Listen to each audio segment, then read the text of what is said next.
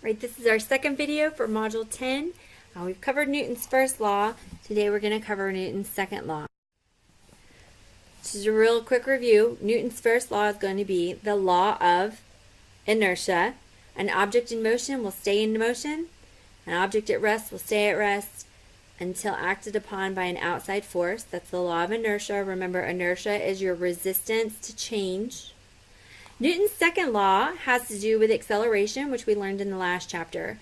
So Newton's second law is called the law of acceleration, and it is summed up basically in this formula.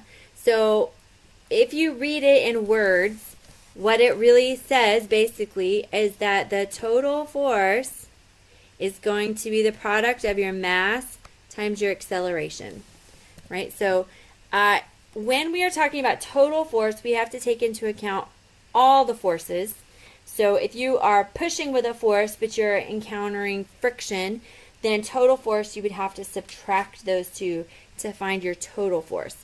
So unless you are told to ignore friction, specifically if they say ignore friction, then you take the force that's given. If they don't say to ignore friction, you're going to have to subtract friction out of your force in order to count for your total force. Right, so our total force is going to be our mass times acceleration. So in words, Newton's second law says, when an object is acted upon by one or more outside forces, the total force is equal to the mass of the object times the resulting acceleration. So rather than learning it in words, it's much easier to memorize it in this formula here. So what unit do we use when we're talking about force?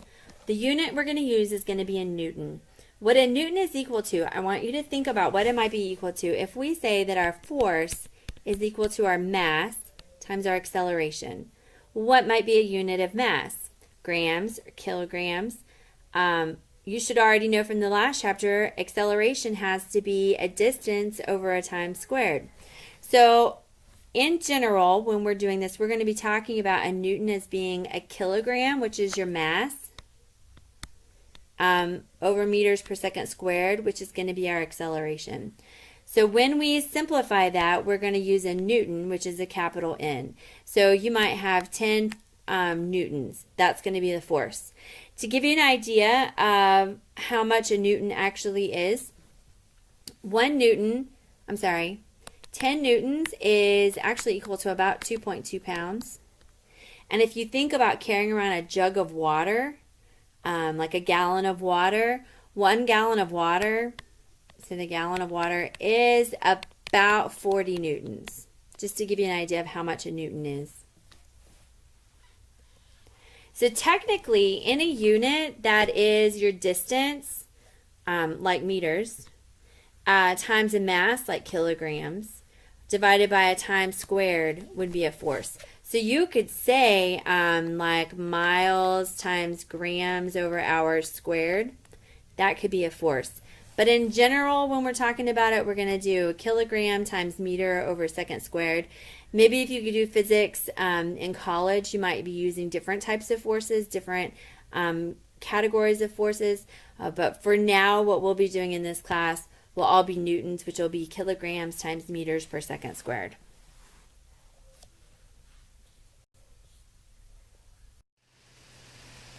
So force is a vector quantity. Recall from the last chapter that you either have vector quantities or scalar quantities. Scalar quantities are not concerned about direction, and vector quantities are not only how hard, but in what direction that you're pushing, so magnitude and direction. A force is always going to be applied in a direction. So direction is very important when you're talking about a force, and therefore it is a vector quantity. So it is strength and direction. Now that strength, which would be the magnitude of your acceleration, is going to depend on how hard you push and how much something has mass. So if we're talking about a little tiny book that you give it a good push, that's going to be different from if we're talking about like pushing a dresser across the floor. So if you use the same amount of strength to push something little and something big, you're going to get a much bigger acceleration on the little thing if you're pushing with the same strength. So a heavy object is going to require more force to move it. And the direction of acceleration is always going to be in the same direction as the force. So if you are pushing to the north, your object, if you can overcome friction, is going to accelerate toward the north. So let's say we have this little elephant laying here. He's sleeping. He's so happy. And we have this kid who comes up and decides he wants to push it. So the kid can apply a really strong force, as strong a force as the kid can apply, but if he can't overcome the static friction to make this elephant move, it's not going to move very far. And also, he's got to overcome the mass of the elephant. So in order to get an acceleration, he's going to need to apply a big enough force to move the mass. So he's applying a force to the west. So that would be the force of the boy on the elephant. Friction is going to be applying a force the opposite direction. So his total force, we would have to take the two and subtract it. So that would be the difference between static and kinetic friction. So static means that it's still, and kinetic friction is when it is moving. So friction that happens when an object is starting to move. So if you've ever gone up and tried to push a dresser across the carpet, or like at my house, my couch seems to be super, super heavy and it's really hard to get it started to move.